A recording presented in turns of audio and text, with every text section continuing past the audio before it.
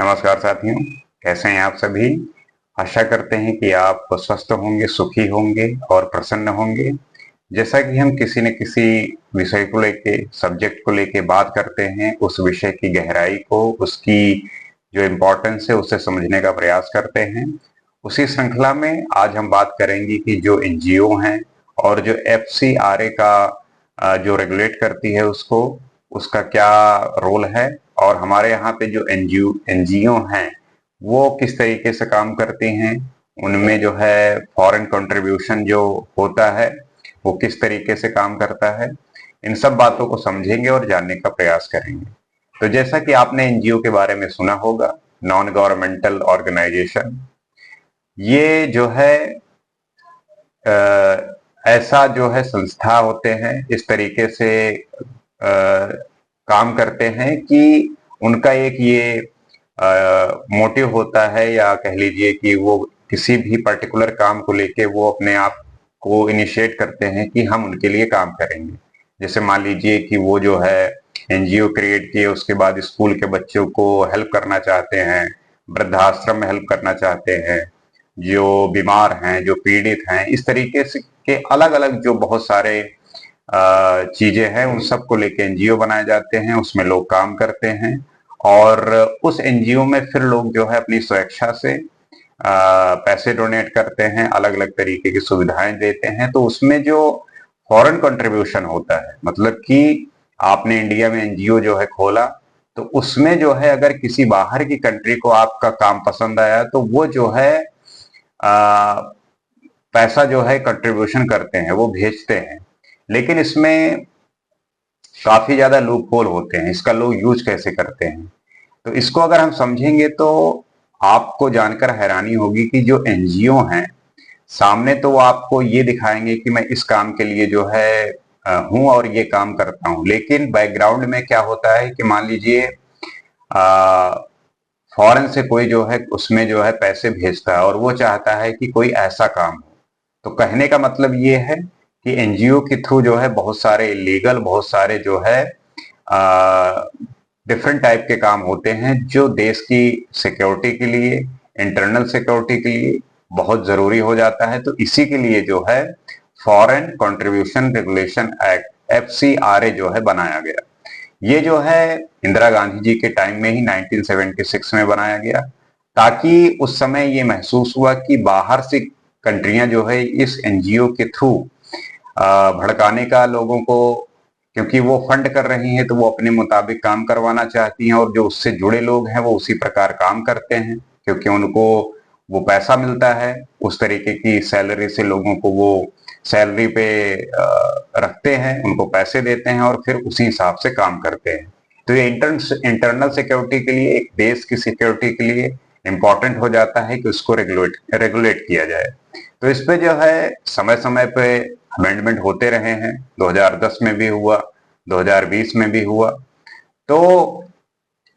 इसको लेके ये खबर चल रही है कि जैसे कि सोनम वांगचू, आपको पता ही है कि लेह लद्दाख में जो अभी इंसिडेंट हुआ, मतलब कि ऐसा वहां पे ये बनाया गया है, या अभी मतलब पूरा किसी के विषय में कहना, किसी के विषय में बोलना कि वो गलत है या सही है, ये तब आप पता कर सकते हैं जब पूरा उसका जो है आ, सच निकल के सामने आए, क्योंकि अगर सच नहीं है अभी तो आप कुछ भी गेस कर सकते हैं। तो जैसे कि वहां एनजीओ चलाते थे सोनम वांगचू जी, तो वहां पे जो है उनके एनजीओ को जो है बंद कर दिया गया है, फॉरेन कंट्रीब्यूशन जो रेगुलेशन एक्ट के थ्रू जो है उसे रोक दिया गया, बंद कर दिया गया है। और उनपे जो है नेशनल सिक्योरिटी एक्ट के थ्रू जो है चार्जेस लगाए गए हैं, उनको जेल में डाला गया है। वो, क्योंकि हमारे देश में कुछ ऐसे प्रावधान है जो सेंट्रल गवर्नमेंट को वो शक्तियां देते हैं ताकि वो किसी भी प्रकार की जो एक्टिविटी है जो देश के खिलाफ हो तो वो उस पर कार्रवाई करते हैं, जैसे यूएपीए हो गया, अप्सपा हो गया और नेशनल सिक्योरिटी एक्ट हो गया। तो ये ऐसे प्रावधान हैं जिसके थ्रू वो जो है चीजों को रेगुलेट करते हैं। तो उनका मानना है कि उनके जो एनजीओ में है वो फॉरेन कंट्रीब्यूशन फॉरेन जो है फंड आता था और उसका जो है यहाँ पे हमारे देश में अ, अ, उसका गलत इस्तेमाल होता था। इस तरीके से गवर्नमेंट चाहे तो वो जो है इस पे रेगुलेट कर सकती है, वो बैन लगा सकती है, रोक सकती है 5 साल। मतलब जैसे आपने एनजीओ में अगर अगर आपको एनजीओ खोलना है तो सबसे पहले तो आपको जो है लाइसेंस लेना पड़ता है, वो जो है गवर्नमेंट अप्रूव करती है। उसके बाद जो है जो उसका अकाउंट है वो न्यू दिल्ली के एसबीआई ब्रांच में जो है खुलेगा।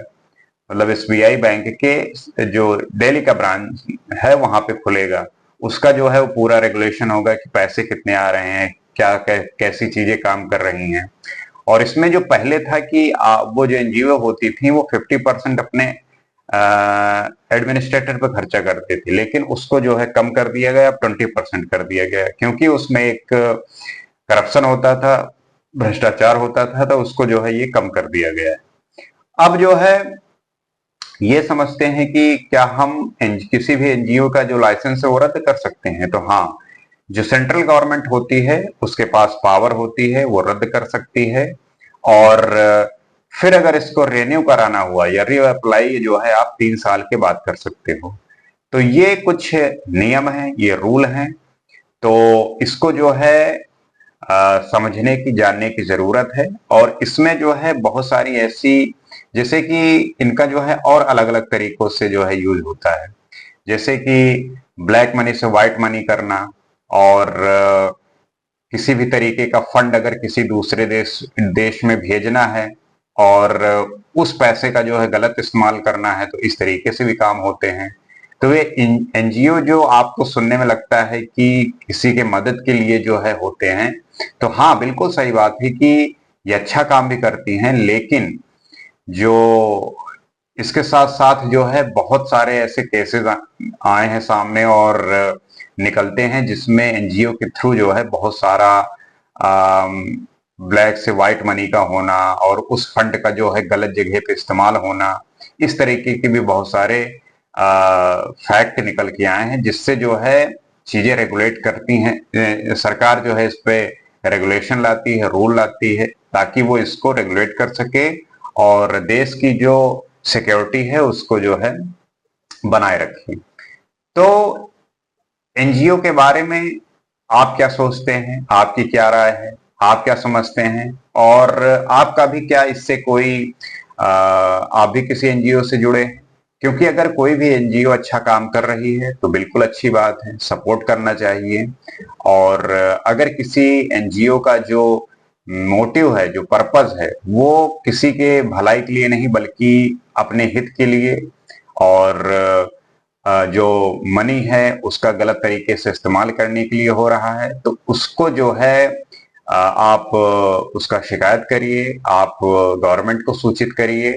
ताकि उस पे जो है कार्रवाई हो सके, ताकि वो किसी भी तरीके की ऐसी एक्टिविटी ना कर सके जो हमारे इंटरनल सिक्योरिटी को लेके